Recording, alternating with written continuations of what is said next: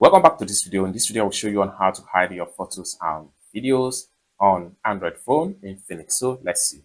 But before we dive into the tutorial, if you find this tutorial useful and you are friendly to this channel, remember click on that subscribe, turn on the notification bell for more useful tutorial like this. So with that being said, let's get started. The very first thing you want to do is to make sure you head over to your AI gallery. So if you cannot find your AI gallery just like so, simply come to the search app right here. And then what you need to do is to simply click on here and type in AI gallery, and you're going to see it just like so. So what you need to do is to simply click on it. Having clicked on that, it takes you to all the images and videos that you have in your AI gallery. You can select as many as possible photos right here. Now, for you to select a photo, simply click on push down and select as many as possible photos as the case may be.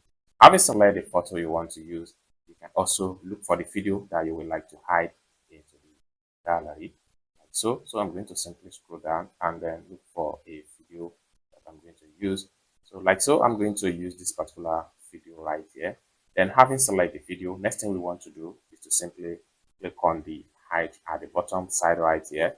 Click on hide, and this is going to pump up hide this item. These items will be moved to X hide and will not be displayed in album.